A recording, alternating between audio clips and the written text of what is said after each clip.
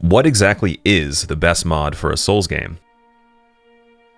There's a lot of cool things people have made to change our experience as the player in so many ways that it's insane to think how far modding has come in the community. He's so hard to hit while staggered. This breakdown will only scratch the surface of mods you could be playing right now, but I'll be covering what I personally have completed. In this video, I'm featuring two types of mods, and there'll be a winner for each. One category for mods that feature a single change in the game, and mods that overhaul the experience in multiple ways. The lineup for single feature mods are Dark Mode, Super Speed, Boneless Bendy Souls, 3 times the enemies, Invisible enemies, and randomization. The lineup for Overhaul mods are JoJo's Bizarre Adventure, Daughters of Ash, Cinders, Hollow Overhaul, and the Convergence. Let's take a look at the single feature mods. Dark Mode.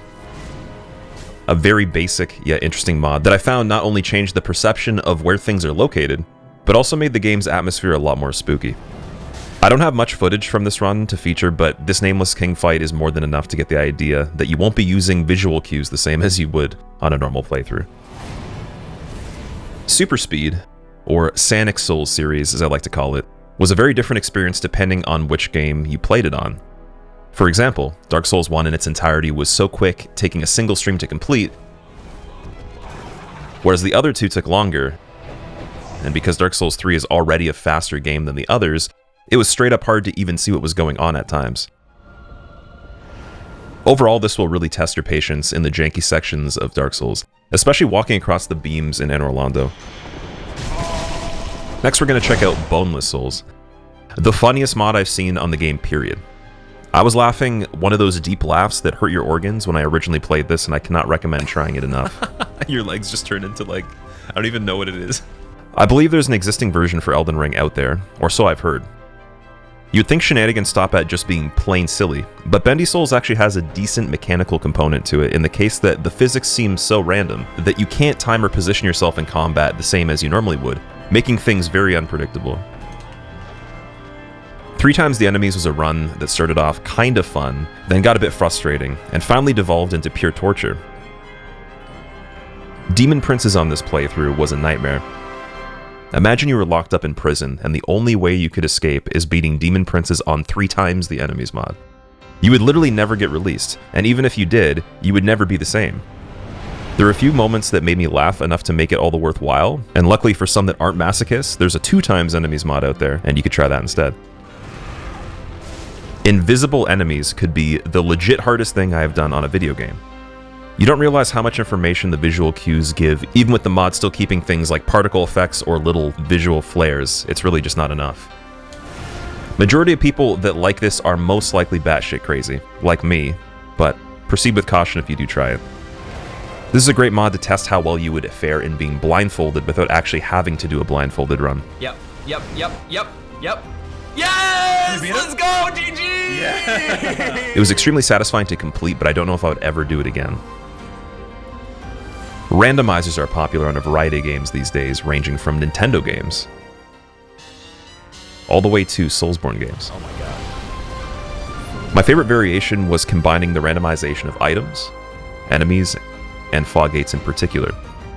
The way this works is that your regular equipment, consumables, and the option of key items are scrambled along with the basic boss and enemy positions. You'll also notice that each side of a fog gate is attached to a totally separate location, making the playthrough function like a maze for experienced players. A large part of the difficulty, but also satisfaction, is the fact that you may be left with low damage or lack of requirements for weapons and build setup within an area that you can't just exploit for resources or nearby shortcuts as you usually would. I'm going to award the winning mod of this list to randomization, because it allows even the most experienced players to still have access to mostly everything in the game, but in a way that requires a different path every single time and a great way to compete against each other in races or other events. In the world of Overhaul mods, we're going to start with JoJo's Bizarre Adventure. This quite literally takes the concept from the anime and makes it possible to have a stand, or phantom buddy, to use for your attacks. Though this doesn't change much about the game other than some details within the combat, I still believe it has enough to count as Overhaul. If you disagree, comment below. But some of the best moments in Dark Souls 3 can be had with this kind of gameplay. I remember throwing a rolling armadillo into Nameless King like a bowling ball, and I'll never forget that. Try to do something, I dare you to. Daughters of Ash is a massive reimagining and expansion of Dark Souls. It features new bosses, enemies, characters, storylines, weapons, expanded lore, and many new secrets. Offers both modified and brand new content, much of which cannot be discovered in one playthrough. It also utilizes cut content. One of my favorite things in Daughters of Ash was King Jar-Eel, a boss cut from the final game resembling a dark wraith who supposedly would have been found in New Londo ruins.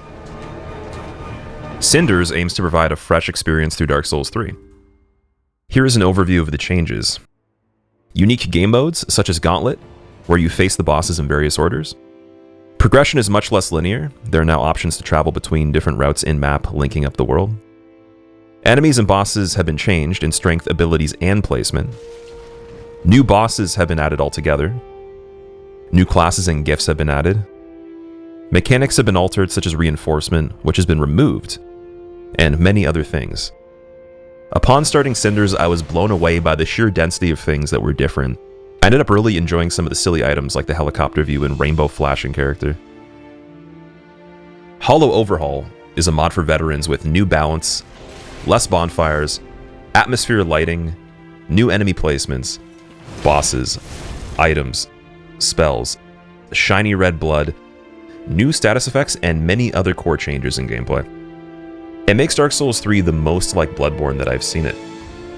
There's a few fights that have even been turned to near impossible. The footage on screen right now is from the hardest of the mod, Slave Knight Gale. I just want to take a moment to stress how cool it is when people go all in on making boss fights in already challenging games more challenging, but in ways that feel realistic to the character itself.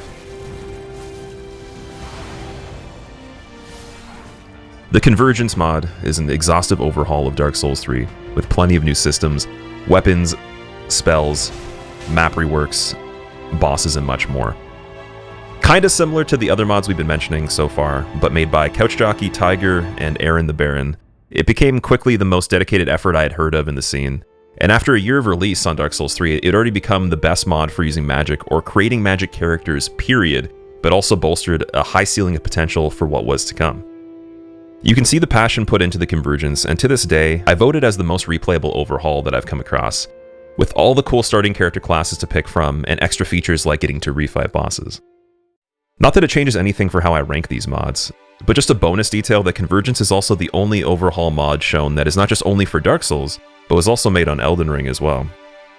The coolest part about Elden Ring Convergence is that it already is shaping up to become better than what Dark Souls 3 was. Overall, even though it's a fairly close call, for overhaul mods I have to give the winning spot to Convergence. I think a huge amount of you that have played these mods, or some of them, would agree to say that it's one of the best efforts in modding that's been seen, and actually complements the game, not changing it into something unwanted. I hope you guys enjoyed this breakdown, and for those that are new to the world of modding, that you learned something new about the mods you can download on the PC version. Be sure to check out the links pinned in the comment and be subscribed plus notified for when the next video hits. Take care.